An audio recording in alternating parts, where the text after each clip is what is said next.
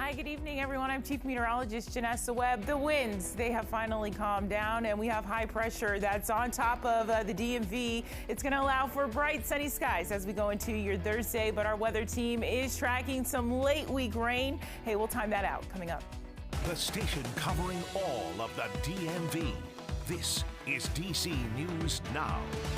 You're watching DC News Now at 9. And coming up tonight.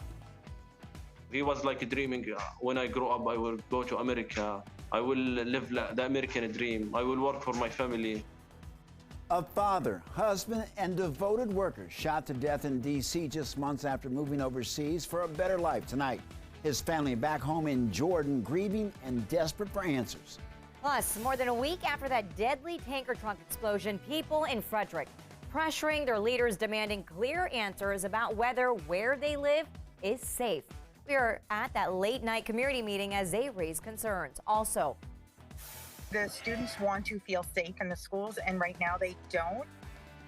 A student is caught with a gun in the classroom. Now, one Virginia school district searching for safety solutions, the new method of protection they're considering. Good evening, and thank you so much for joining us tonight. I'm Tasmin Mahfouz. And I'm Mark Hall, in for Chris Flanagan. Our top story, a nightmare for one family overseas after finding out their loved one was killed right here in D.C. It happened on Sunday night. Multiple rounds of shots were fired during a car chase. Two people inside one car, they were hit and killed, including a man who immigrated here from the Middle East. Police say it happened on 11th Street Southeast near Pennsylvania Avenue in Capitol Hill.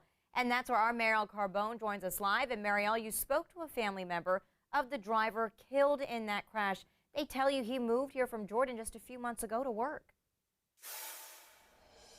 Yeah, that's right, Tasmin. And the cousin tells me that the whole family is just heartbroken over this, that they are still in shock.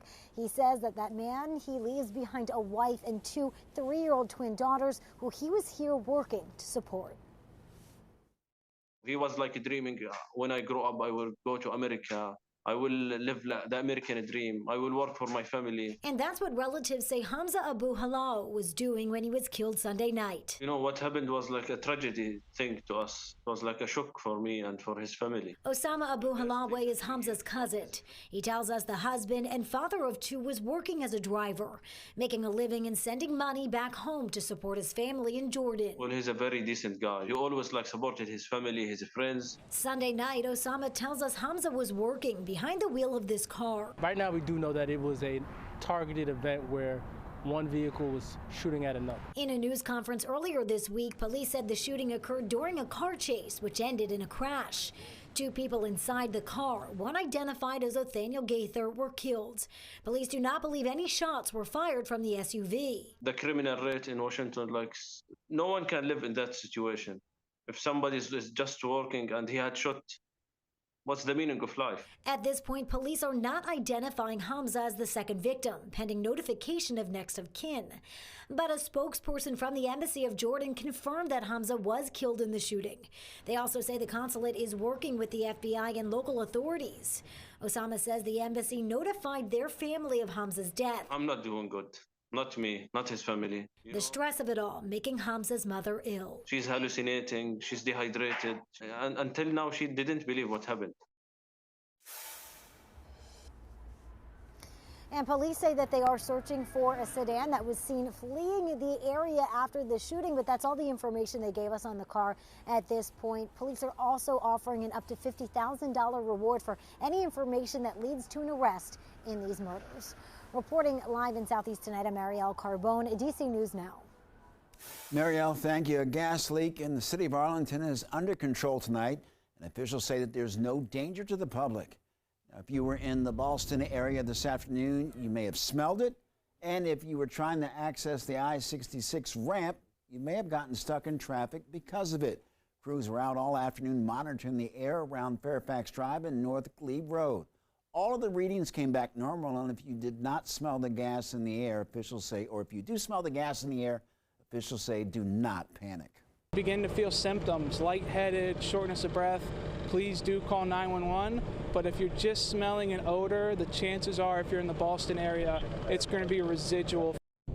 We're told the leak may have happened when construction workers accidentally ruptured a gas line, and again, the fire department says that there's no danger to the public.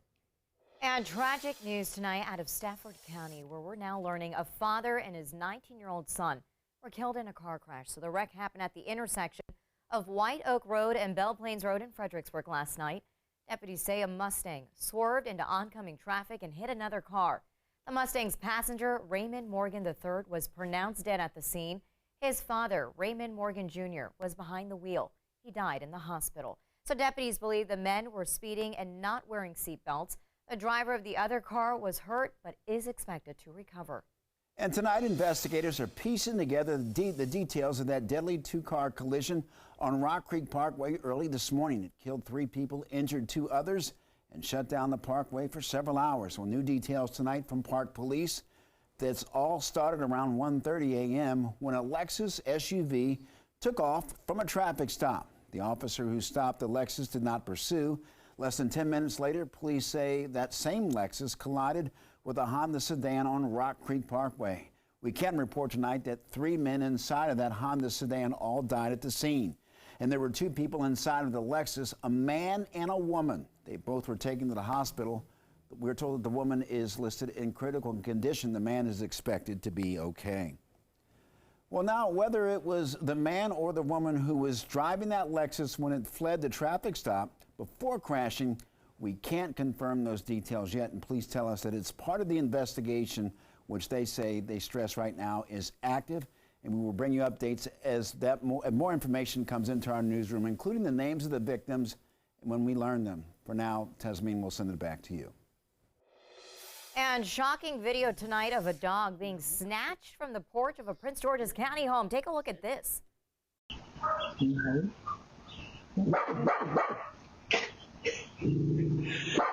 Okay. No. Police say moments later, the woman grabs a 5-year-old dachshund named Canelo from the owner's home in District Heights. This happened early in the morning on March 6th. The home is on Foster Street. And here's a look at what Canelo looks like. Police believe a second person is also involved. If you recognize a woman in that video or know where the dog is, please call police right away. All right, let's check now in with meteorologist Janessa Webb.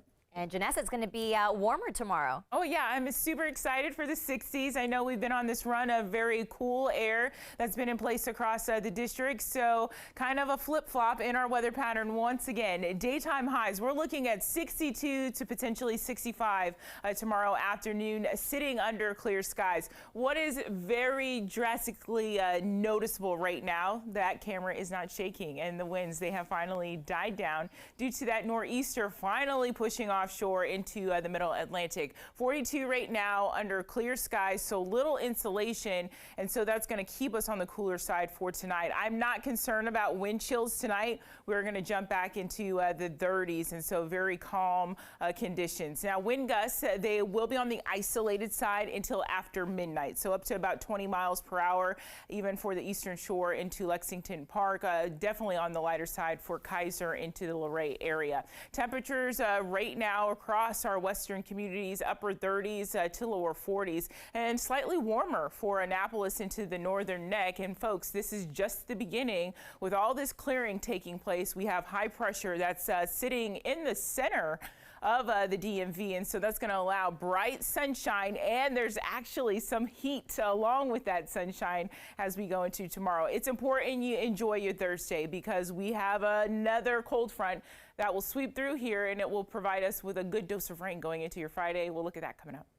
Janessa, thank you. Developing now, people in Frederick, Maryland getting some key safety questions answered tonight after that deadly tanker truck explosion. The tanker crashed along Route 15 nearly 2 weeks ago. It was full of gasoline that set off the fiery explosion that burned for hours. It killed the driver. Homes and even some cars nearby caught fire. Well, people have raised questions about road safety, water safety, and the safety of the soil. And tonight, during a community meeting at the high school, as DC News Now's Michaela Newton reports, they got some answers. Well, we've been following this story since it happened 2 weeks ago on March 4th when a tanker truck carrying gasoline crashed alongside Route 15 in Frederick, causing a major explosion. After a tanker truck full of fuel exploded nearly 2 weeks ago, killing the truck driver and setting nearby cars and homes on fire, one family was displaced. Wednesday night, people who live in Frederick had questions primarily about safety and noise concerns. I just think that it should have been something that didn't happen. I think that they need to put up a wall barrier or speed cameras, or even the police on the streets could actually help prevent something like this. I did speak with some people after the meeting, and some of them told me that they didn't feel like some of their questions were answered. But right now, what we do know is guardrails are expected to go up alongside the highway as soon as Sunday, and construction of the highway is expected to begin in 2026. For now, reporting in Frederick County, Maryland, I'm Michaela Newton for DC News Now. And you'll hear more reaction from people in Frederick about their concerns coming up at 10 on DCW 50.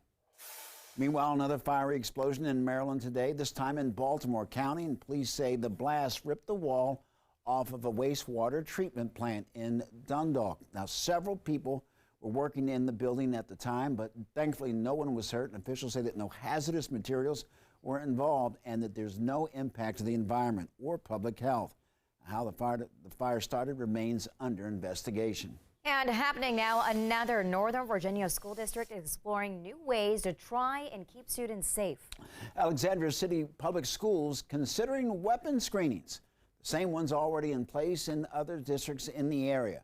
Northern Virginia Bureau reporter Max Marcella joins us live from Minnie Howard campus of Alexandria High School. And Max, the buildup to this proposal has been in the works for quite some time.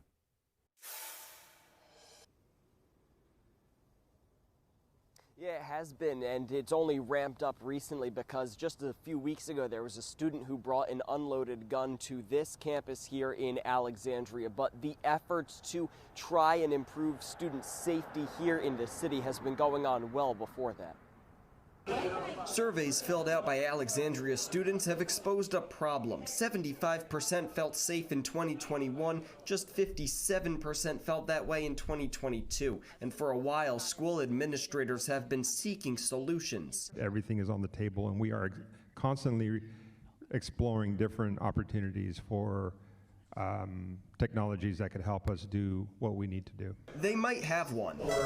This weapons detecting screening device was demoed in Prince William County late last month, and Thursday night, Alexandria's school board could vote to bring them to its middle and high schools. I do know that there are some students who have a pretty high anxiety about school safety, and they do feel that these will make this new technology will make them feel safer. That's shown in a survey conducted by the school system, the results of which were made available over the weekend. 73% of students, 90% of family members, and 93% of staff agreed this equipment should be used in at least some city schools. Their reasons: overall safety, concerns of weapons entering schools, and easing anxiety. The students want to feel safe in the schools, and right now they don't, and I think that's our society. Those who oppose the devices said they worry they will harm the welcoming feeling of school and the potential cost to the school district. Katie Matthews says she likes that the devices will not go off if a student has a laptop or keys. I think that this is the right technology for the time right now.